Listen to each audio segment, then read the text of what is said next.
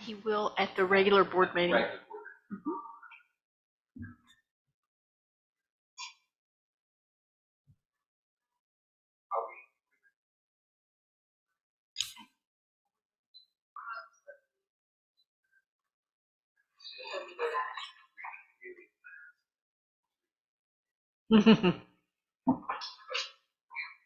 She's right there with Director Lockett.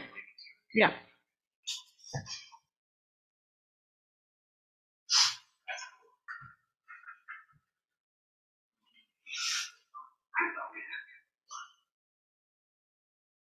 You're going to love the explanation.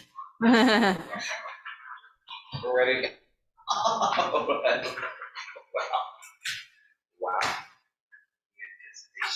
Yeah. We're ready. We're ready to go. We're ready. We're ready. All right, great.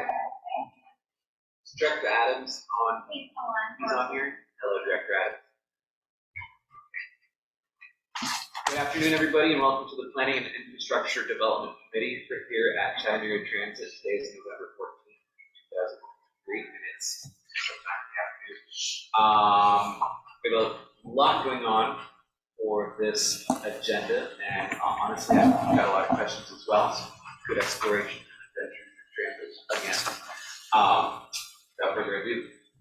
Very good. Well, thank you, Director. So we're approaching our agenda a little differently today. Our Chief of Planning and Infrastructure Development, Mary Moskowitz, is going to walk through each of the 11 items. These are regardless of which committee they're in. You're going to get to hear from each agenda item just what the proposed board action is and what the financial impact is. And then if you have questions as we go through each item, you have the opportunity to ask. Again, this is in an effort based upon board members' request for you to be able to see items that are in other committees as well. So you're going to see them all. And then we'll have the monthly report that Ms. Moskowitz will deliver, and then a couple of items on presentations. And then we will entertain any final questions. So with that, I'm going to turn it over to Mary to walk through each of those 11 agenda items. Thank you, Mr. Masno, and welcome to our committee members and to the public. And I want to introduce, we have a special guest with us here today, Mr. Jim Ritchie from WRA. He was the consultant who worked on the IGA Port Wentworth agreement and some of those service changes as well. So thank you for being here today. We appreciate that. The first item on the agenda is the Fuse Fellowship, and that is a request for approval to submit an application. So I want to reiterate that this is just to submit the application for the Fuse Fellowship, contingent upon an $80,000 partnership contribution from the city of Savannah. That is going to the city in early December, and allow us to leverage the Waverly Street contribution of $100,000 being made available through Fuse. So this program would be available to CAT at no cost.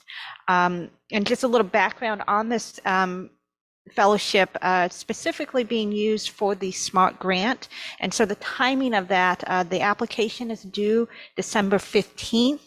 So that's why it's coming to the board in November. Just the timing, we want to make sure that we are ready to go on that application should we get that contribution from the city of Savannah.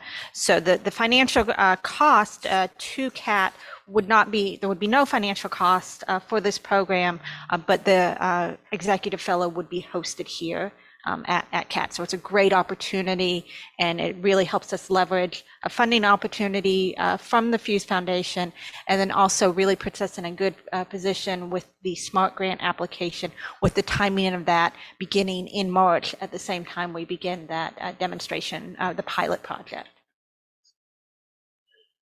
It would be a year contract, yes. Would be March. So in March, what would happen is we would actually start the recruitment for the individual.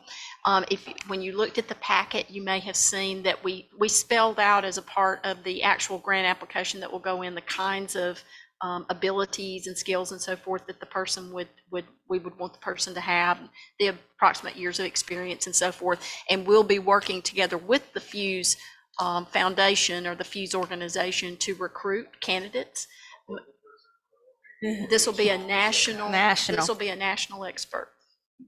And then so we would expect that by summer or earlier, late spring, that person would actually be here and would be embedded at CAT, but working with the city and with the county and with all of our other partners as we outlined in the actual application itself. The groups in the county that work with homelessness, those that are working on policy around affordable housing, and then of course CAT with transit mobility. And this would be a really unique strategy in terms of looking at the intersection of those things and building upon the foundation that we've set in terms of our vision in the master transit plan, but really digging very deeply into those kinds of, difficult to grapple with issues and figure out how we can build success into that. It would become an incredible competitiveness piece for a phase 2 SMART grant application as well. Any other questions on this? Cool. Very Dr. cool. Adams? Okay. Director Adams, do you got any questions? Director Adams, I think you might be on mute.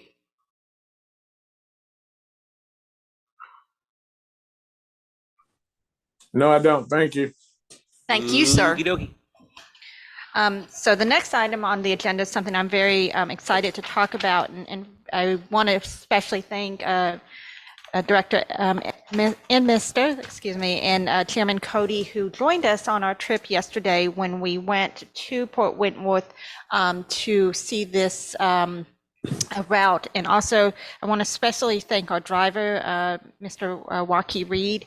He was really great and really pointed out some really interesting things. So it's a great opportunity to work with our board members, with the drivers, with staff, and with the members of the Port Wentworth and their city commission to really see that route in action. So the request that we're asking for is the approval of the interlocal agreement with the city of Port Wentworth. I think it was really helpful that we were able to go out there and take a look at the route. Some of the questions that we had at the last meeting really dealt with, were we providing the best service? And I think one of the things that we discovered while going out there was that the timing of that, we see a lot of employment at those warehouses, especially on International Drive. But in order to make that timing and be on time, we can't always serve it with every bus, but we are going to crunch some numbers and look to see if perhaps we can do some peak hour service, not just to the turnaround at Port Wentworth, but providing that service to the target center, at least at the AM and PM peak. So that may be able to fit within that time frame. So for the financial impact, I want to point out that the net operating costs are annually $452,500 annually. The city of Port Wentworth's share is $400,000, and then the remaining portion of that would come from the area that lies within the special tax district directed by Chatham County in the International Trade Parkway Industrial Park within the city of Port Wentworth. There is also an associated $200,000 cost for the capital, which is some of those bus shelters, one of those, that transit hub, that micro transit hub that we were looking at the turnaround spot on Cross Trades Parkway. So I'm here. Oh, and I wanted to also point out, we've had this discussion with our other boards, so we may be tweaking the language a little bit in adding. So we have some very specific language here in the staff report about that funding, making sure that's reflected carefully within the agreement itself. So we're going to talk to the attorneys about that. There's an attachment B in the agreement, and if you scroll all the way up, you can see. I'll keep going, Bill. Whoever is it, once we get to attachment B, I'll show you. So close. Getting there. We have a call this afternoon after these meetings with them, with Port Wentworth, to discuss it. All it is that there's in attachment B, there's a description of the financial considerations, and it's a little less detailed than what is actually in the board action item report. And so what we're going to do is pull that language, that little bit of extra language, and here we go, right here in the operating costs. See how it says city share $400,000 reduced for International Trade Parkway, but you recall in your board action item, we actually went through and described that a little more fully. We're going to make sure that those two things are reflected identically. And then we're going to work with our legal team and Port Wentworth to determine what actions are needed. If our board adopts it with that edit in it, then what is the next steps on Port Wentworth? Do they have to go back and take another approval action, or what needs to be done? But we have already consulted with our attorneys to make sure that that kind of an edit can be accomplished and doesn't require on their part like a side agreement or some of those other things that might have been discussed in some earlier meetings last month. Very good. I just had a couple comments on this board item. I'd also like to say I think yesterday was a great example of CAT putting its best foot forward. And I personally had a fantastic time, and I thought it was a great showing from both CAT and from Port Wentworth. And I have the wonderful honor of getting to spend quite a bit of time with elected officials and people who work in cities and government. And it was rare to have that many people so enthusiastic about a project. So that was very cool. Mm-hmm.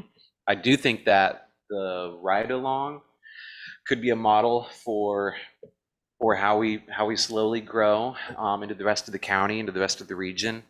I think another point that Jim and I were talking about is the benefits to not just to Port Wentworth, but the benefits along the route. And I think that's kind of the benefits of expansion. The benefits of expanding CAT's footprint are, it's sort of like a 2 + 2 = 5 situation, where the bigger it is, the better it runs, the more resilient it is. And then I feel like I'm really been focused for like the last 5-6 years on this board,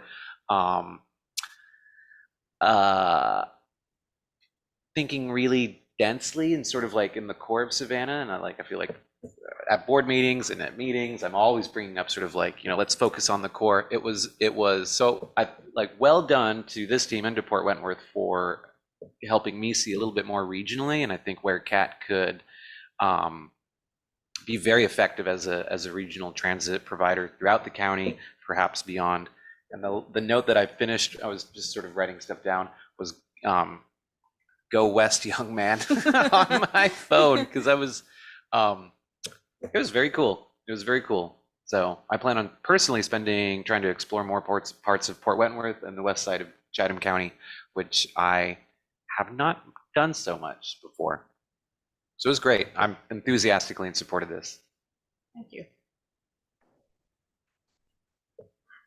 And I need to get some of the email addresses of the people we were spending time with yesterday, because I've got some videos and YouTube links I want to send them. We had a great conversation. It was great. We sent them a thank you this morning for their hospitality and for lunch and everything. That was really quite nice.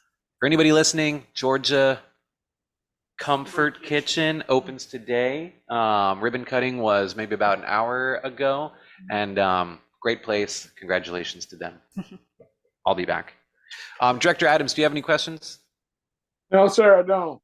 All right, let's keep going. Okay, so the next item on the agenda is the Merrick Marine Dock Disposal. And this is a request for approval to ratify the emergency procurement for the payment for services rendered by Merrick Marine for the demolition of the floating docks, disposal, and removal of gangways to the Savannah Convention Center. And just as a reminder, this was a result of a natural disaster. So there is a financial impact. The procurement is unbudgeted expense that will be funded through the FY24 operating budget contingency through the department account in a budgeted line item 10020599385. Now, are there any questions on this item? I'm surprised it was such a good deal. Marine stuff is incredibly expensive. And although it's unfortunate, it is a, an unbudgeted expense. That's why we've got contingencies. So I'm glad we're able to afford it. And again, I mean, working on boats, I don't know. I wouldn't have done it for that good of a deal. Director Adams, do you got any questions? No, I don't have any right now, sir. Oh well. Looks pretty crazy over there. I peeked through the fence at the convention center. The whole, that's some complex engineering. So good luck to whoever's doing that. Who is doing that? Who's doing the, Who's doing the engineering for the? I'm not certain. Might be Thomas and Hutton. I feel like I think it's remember Thomas and Hutton. But I'm not 100% sure. Cool. All right, next item. and the next item is the request for the approval to approve the interlocal agreement between Savannah Technical College and CAT to provide training for electric vehicle maintenance for our employees. And this is related to the SMART grant. One of the items in the SMART grant was to provide this training and with that partnership with Savannah Technical College. So the cost of the training is not to exceed $100,000, and it is part of that training budget for the CAT EV Microtransit SMART grant. And I will say, one of the exciting things about this project is that CAT is using the union, our own employees, to fund this, and that is very unique for these on-demand systems. Most of them are contracted out, so for us to be training our employees and to give them the opportunity to extend their knowledge and their knowledge base on this new technology is a really good opportunity.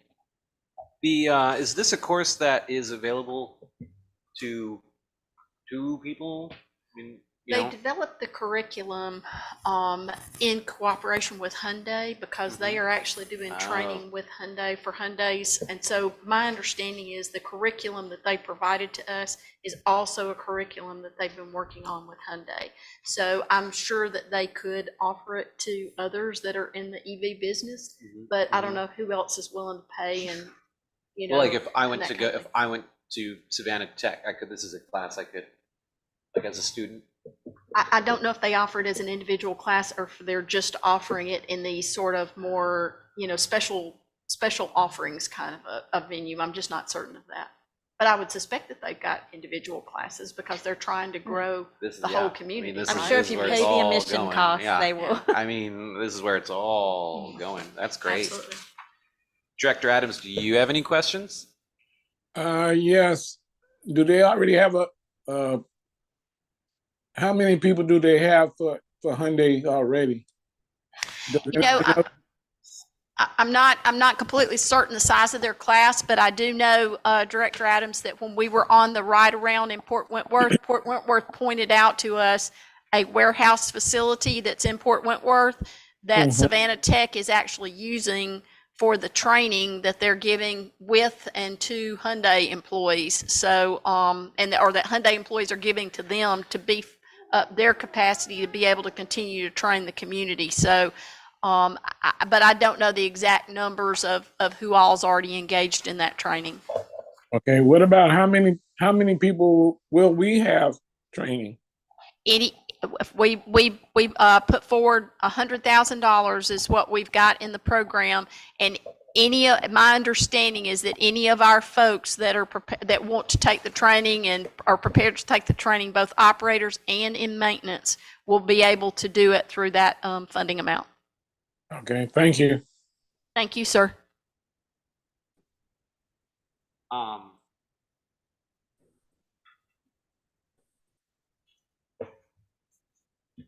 Interesting.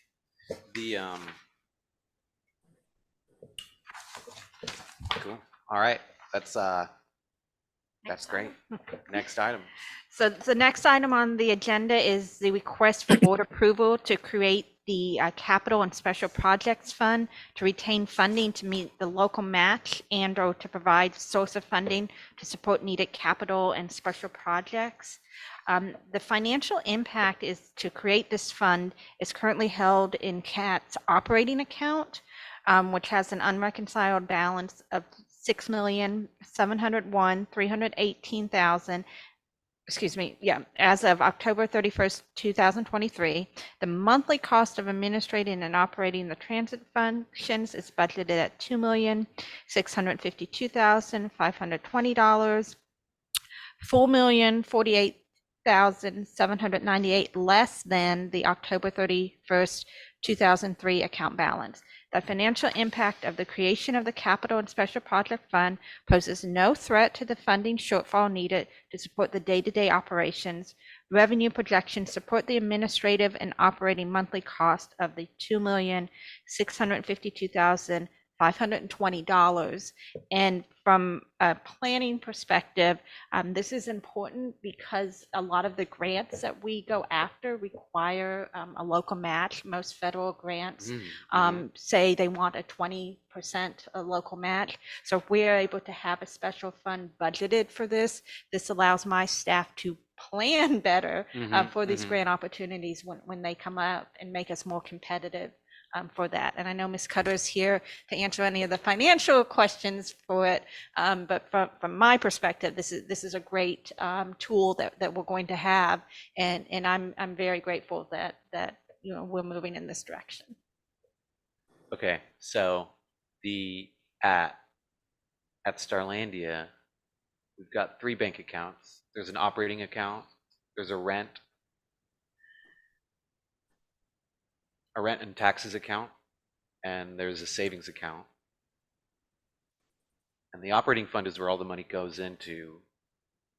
And then I work with my bookkeeper and we sort of move money into the rent account. And we also match how much we're making, so we're never late on taxes. And then we pay, and then we put the rest in savings. So it's like it's all Starlandia money, but it's in these different buckets. Is that kind of what's happening here? It's not like we're making. So I think, how much are we moving to this new bucket? That's really a big number. Cool. I think that's great. And then that'll allow, because the reason I do that is so I can go and I can look and I can just see, okay, here we go. Like, operating is good, rent is good, taxes are good, savings is good, I'm good. And if I've got any problem, it's not probably that much of a problem because it's all, kind of the same. It's all in the same business. So I think this makes a lot of sense to be able to help your team.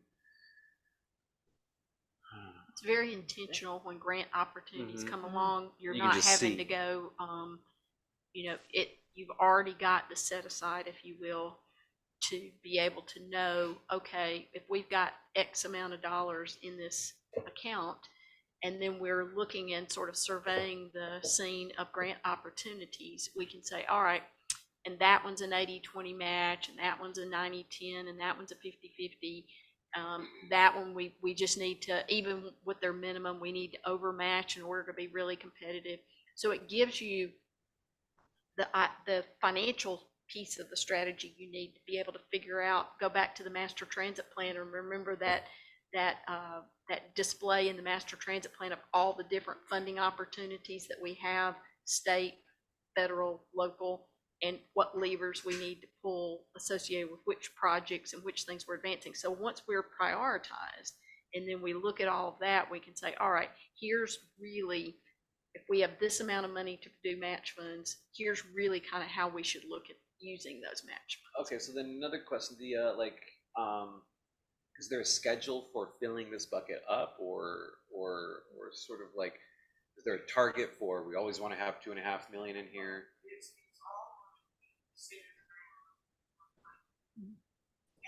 When you say planning, do you mean like transit planning or financial planning? Or maybe both? Both, okay, cool, Yeah. all right. If you recall, in the FY 24 budget process, we talked about this will be savings. And 2 million of that savings to support it's not much furniture. And I would call it special projects.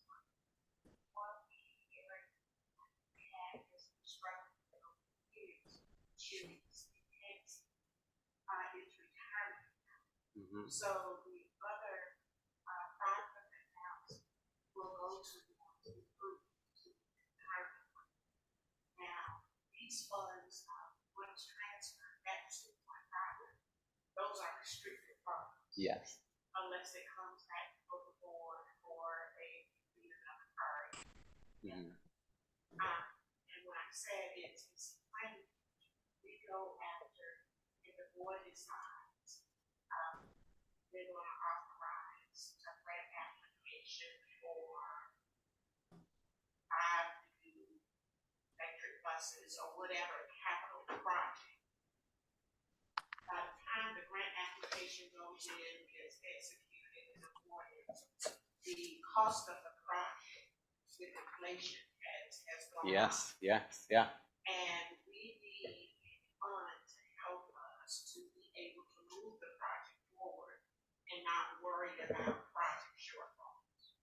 So that's kind of what it's all about, to support the 5-year capital plan that we introduced. That one budget process that we have money to replace computer equipment, to support rolling stock, local match.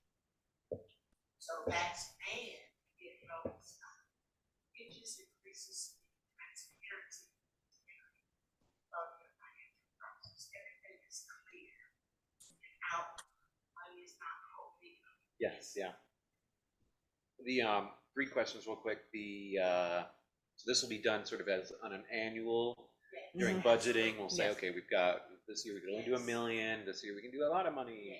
My second question, is it a separate bank account? Yes. At what bank? What bank are we? Is this Never on? has, but this. And by deal, you mean this is sort of a savings account in a way. I'm gonna try to take into consideration the success, Mhm. opportunity creations, flexibility, no constraints. Yeah, no, yeah. whatever we need is there. So we're going to shop. And then, tech, you write a check for $2.5 million and you deposit it in the bank. We'll do it. You show up with I that think you should do big- the check. yeah. You know, that sounds way more. People don't write checks. Two. We have problems with written checks. Yes, we have. I can't believe checks are still legal. I do use some, but I hadn't. pay some people in checks, and I can't, you know, but I can't believe that they're still allowed. Cool, very cool. Director Adams, do you got any questions? No, sir, sir. Let's keep going. Okay, so the next item is kind of my meat and potatoes here. This is the request for the consideration of the winter 2024 service change. And I know what you're all thinking, why you have a project that's happening in March, why are we talking about it now? And we're really trying to be proactive with our service changes, and that's one of the first things that I started working on with the help of Mr. Jim and his staff on making sure that we are on time and on schedule with these service changes. If you'll recall, in our union contract, we have 3 service changes each year, and so the winters, the ones coming up now in November is we worked on, and now we are actually working on this March one. And it's really, we're in a great position because we are really implementing that transit development plan. And so we've done a lot of the work already. One of the things that you look at is your Title VI analysis. Now, CAT does not meet the federal requirements. We don't have to do this analysis, but we want to be transparent, and it's part of equity. And so we've actually done the analysis all the way up through this whole fiscal year. That doesn't mean that you know, we're going to do things in a vacuum and not tell anybody about what's happening. But you know, we meet those requirements that we weren't even legally required to do, but we went ahead and did that anyway. The real focus of this service change is the first one is that implementation of that micro transit. We want to start with that SMART grant, starting in March with that March service change. The focus is to start with what we're calling Zone 1, which is the East Savannah service change. And that's kind of what I like to call the home service change, because it's here, right here around this area where Cap Central is, not Cap Central, the administrative building in the here at 900 East Gwinnett Street, and then moving on to those other two zones in West Chatham, which is going to really help that Route 3, and then the Zone 3 on the Silk Road, which is kind of that suburban test zone that we're looking at. So in order to really make those things happen as well, and as part of that agreement that we talked about with Port Brentwood, we also have the service changes on Route 3 that we need to do. So we have the Route 3 and Route 3B. The 3B is the extension to Port Wentworth, and then Route 3, in order to accommodate some of that extra time that we needed to get in the 3B, we are doing some changes to the Route 3 to provide, making sure we're still providing that same level of service, particularly on Augusta Road, and having even kind of, Ms. Beverly, if you want to scroll back the other direction real quick. The other direction. Yeah, that table here is kind of, that's the real, the changes here. And then on Route 17, this is somewhat related to the micro transit, but then it's also just good planning is making sure that we can add some stops there at the Barrick Kroger, one for the micro transit, but one just kind of to provide service to that shopping center. And then for the Route 7F, adding that extra bus to get that 10-minute frequency on our dock services. So I know you guys have had some questions about that, or I feel like I don't think I do. yeah, okay, well, It does. I think that. and we can go into more detail at the board meeting. Well, I guess the Not at all. We've been talking about microtransit for a long time, so I know that. Extending 3B, I know that. Expanding 3B to Groves, I get that. Route 17. Route 7F. Okay. My one question is, and it's already answered, is when is this? It's March. Mhm. And I think I have it. Should I have some more questions? oh, The only thing that may be different by the time we get there is we may have 6 peak buses for the micro transit Yes. by the time we get to March. And- We got and- 5 right now. yeah. And we can run it with 5, but we really need another. We're working on the funding opportunity for that. What we're waiting on is, remember the GDOT funding that we get, the Georgia Transit Trust funding that's 100% state funding. So to date, they have not yet sent back that. We know that they awarded us at our full apportionment, the formula funds that we get. But last year, we were able to also get some additional funds based upon some that were utilized by others, and we're hoping that that same opportunity may present itself this year. And I would like to say to thank Dr. Manning and his group too. You know, I don't think we would be here if we need the bus drivers to expand the system. So his recruiting efforts have really helped us make sure that we're staying on task. And I would say that, I have shared this with the union representation, and we are meeting on Friday to discuss it as well. Students, would you back up to Yes. that chart? Yes, sir. If you want to. Yeah. Right here? Yeah, and just stop right there. Okay. You should be asking what's next, right? And Well, I feel like I know what's next. All right, so we've got the with the growth in the number of operators, Mhm. we're planning on being at 67 full-time rosters for the March change. Mhm. Now, with the hiring that Dr. Manny's been working on, we may be in good shape Mhm. by then. So then, if we get to 67 full-time rosters, which means we've got 76 drivers in March, then if you'll scroll to the next one, Yes, sir. then that's what is kind of, to me, is okay. really important is what we're gonna get done in July. Because in July, we will have microtransit working well in the West Chatham area.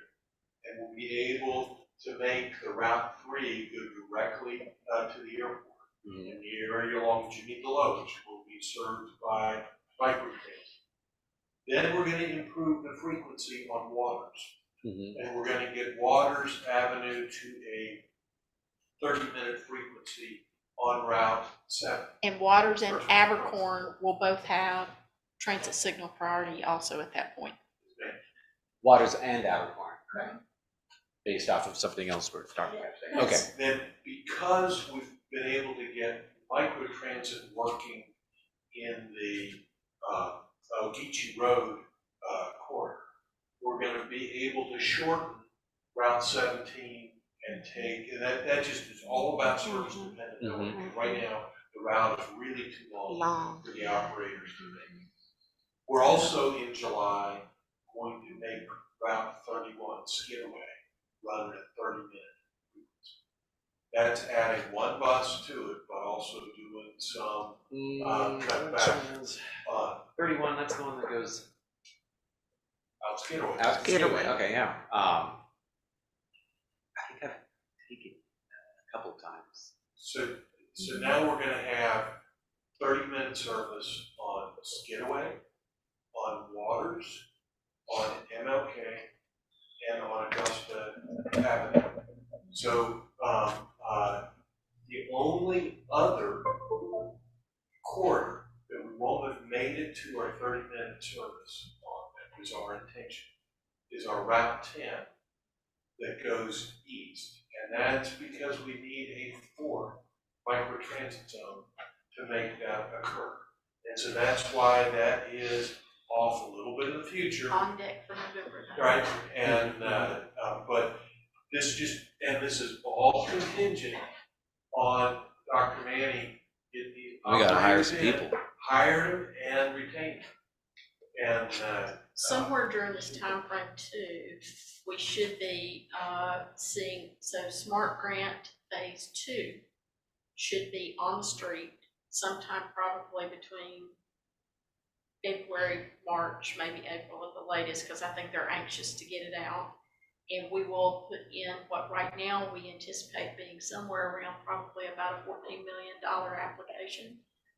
And that would advance microtransit countywide in all the places where microtransit will work countywide, because we want to use the tools in our toolkit in the right places where they'll work. And that would be 3-year funding. but, Henry, and we're gonna keep reporting on this frequently as we get this implemented. And we've gotta make sure, of course, as we get it implemented, that we can afford it, so we're working absolutely in our budget process, stay there. Okay. Anyway, I just want, it's what's coming next, it's what's important. Well, I think what's so cool is that you got like we know what's coming next, and it's described here as this is an incremental service enhancement. As we get more drivers and we secure more funding, we know what's coming next. We're not sort of like, oh, what do we want to do now? We know what to do now. And it's all based on the master transit plan. The entire community came together over a whole year and built. It's very cool to see it happen. I may need to go early. So I have had quite a day. And there's something else I got to be at pretty quick down at the cafe. But I do want to make sure can I kind of just ask a couple questions real quick? Happy to see and I'm honestly, I'm just going to hand this over to Director Adams real quick, but I don't really have that many questions on stuff. This all seems pretty generally just, matter of fact, business as usual. Budget calendar, IT service support, community surplus program award. Excited to see that one. Here's some great organizations. And the TSP project device thing for Clever. I honestly have, I thought I was going to have a lot more questions, to be honest, but I feel pretty prepared for this. And Director Adams, I've got to go. Are you okay to take over? I don't have the agenda in front of me. I don't have it with me, but I'll take over the best All right, I think We we're at, have one question, real quick. Yes, What is sir. what is the frequency gonna be on the new Chatham Port Wentworth route? The Fort Wentworth route is once an hour, but is coordinated with the other routes, so we get 30-minute service out Augusta Avenue, all the way to Port Wentworth. But in Port Wentworth, it is once an hour service, and we're once an hour service up to Rice Hope, and also the International Drive Industrial Park. it was not that long ago where 30-minute frequency was like the best we had anywhere. And I thought it was pretty cool that Port Wentworth is, I know not within Port Wentworth, but there will be 30-minute frequency connecting Port Wentworth with downtown Savannah. That's an achievement. I mean, from our, like that Port Wentworth is providing us this little hub, this western hub there in Port Wentworth. We will have every 30-minute service. Yeah, that's going great. to the company. I was very excited to see that. Okay, I think I need to vote you off. I'm sorry for doing that, but if I got any other questions, I'll vote you guys on. In an email. Perfect. Oh, I got a cookie. I'm taking all this for late night reading. I hope you sleep well. Oh, I will. It's great reading material in bed. Thank you, Jim. Sure thing. Thank you, Mary. No problem. Thank you, everybody. Hi, right there. All right, Director Adams, you're in charge. Thank you, sir. Okay. So Director Adams, I understand you don't have an agenda in front of you, so if it's okay with you, I'll just quickly go through these items and I'll pause if you have any questions for those. Great. That'd be great. Okay, so the next item on the agenda is the 0-day fairs through the entire fiscal year ending of June 2024. And so again, we wanted to come to the board with all of those dates. There is a financial impact under the marketing and communication budget line, and that's the $52,164 to use to market these days. But really, instead of coming for each individual item, we've laid them all out. And the dates are the Day to the Pole, which we've already done, MLK, St. Patrick's Day, Transit Equity Day, Rider Appreciation Day, which is actually a week long, and then a Tri-Transit week. And then we also will be checking at some of our other board meetings. We understand that there may be some other elections that happen outside of the November election season. So if that is the case, we will add those as well. Okay. Are there any- Let me ask you this real quick. Was there an uptick in ridership for election day?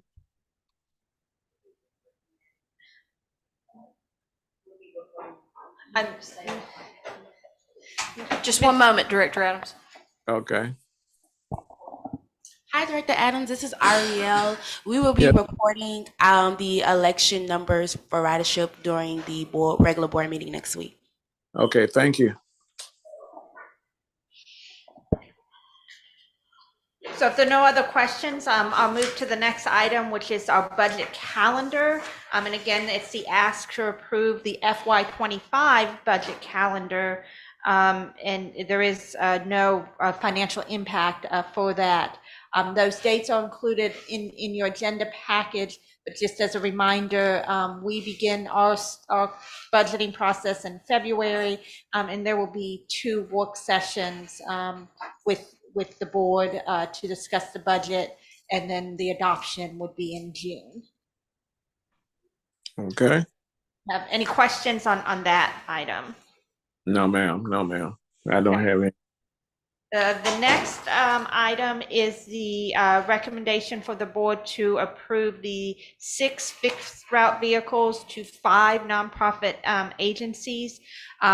These vehicles have reached the end of their useful life, and so we are donating them to these agencies. We do have one agency, the Frank and Carl the Boys and Girls Club, that is receiving 1 bus. Ladder and Strategy Solution has 3 buses for the Boys and Girls Club, and then the other agencies, Ladder Strategies and Solutions, the Ombre House, and My Girls Plus, are each receiving one bus. So that's how we get the total of 5 agencies, 6 buses. And this actually is going to save the county, Chatham area transit some money because we won't have to pay insurance on these buses anymore. So are there any questions on that item? No, ma'am. How many people applied for these buses? We had actually 1, 2, 3. We had 6 agencies apply, but one of them did not make the cut. Okay. It did not meet our criteria. Gotcha. All right, thank you. Okay. The next item on the agenda is the request for board approval to enter into an annual software module-based solution for the standard Intelligent Vehicle Network program. This is our Clever Devices, and it's not to exceed the $381,400, and this is related to the Transit Signal Priority Project. And so what we found is that GDOT is paying for that, the transit signal priority, this infrastructure in the traffic signals, but our Clever Devices aren't able to communicate with that. We have to pay for this module to actually get the bus to communicate with the traffic signal. And so this is that module to pay for that. Okay. And it is a one-time cost, and then we also have a 4-year agreement with them for the warranty in case anything goes wrong.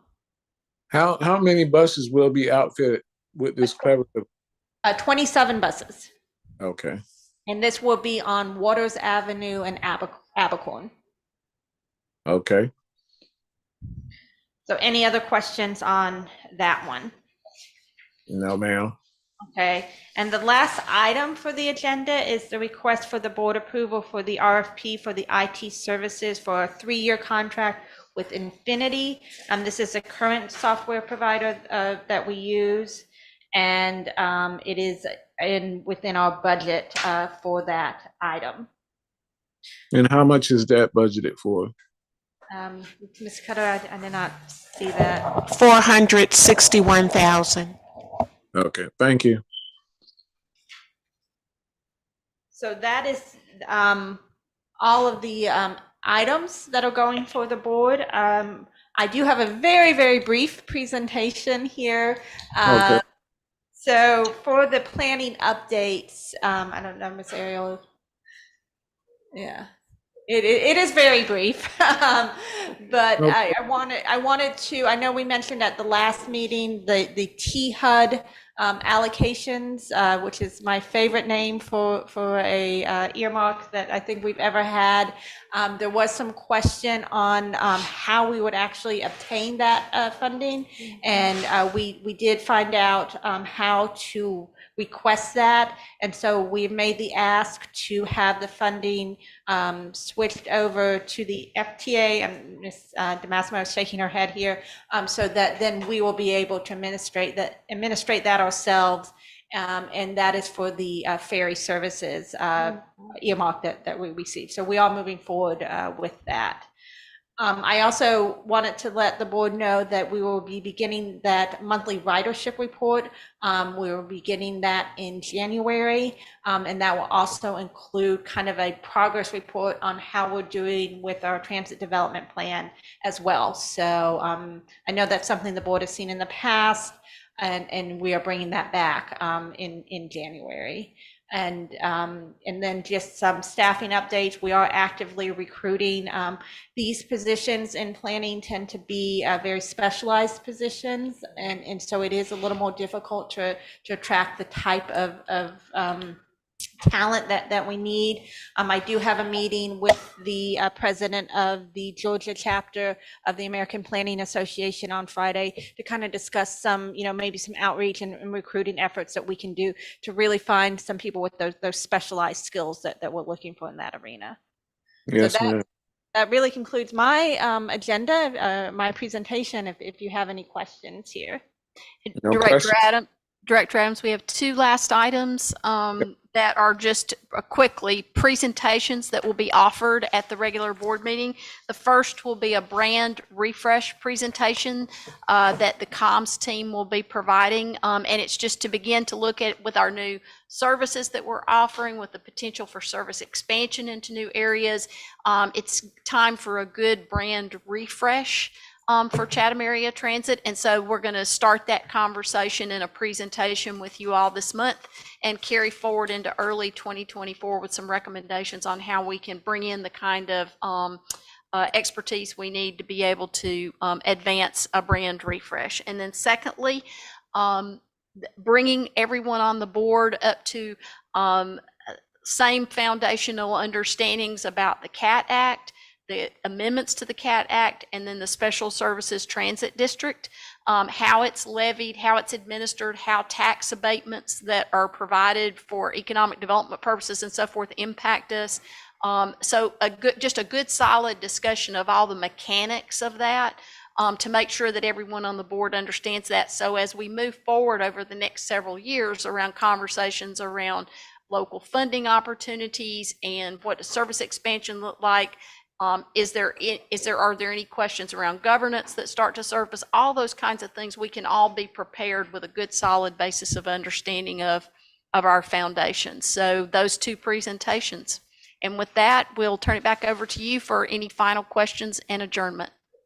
I do have one question about the rollout for Port Wentworth. Are we prepared? Do we have a advertising prepared for that rollout? We do, sir. Okay, thank you. Absolutely. I'd like to thank everybody for their presentations and their information given today. And I'd like to adjourn this meeting. Thank you. Thank you. Have a Thank good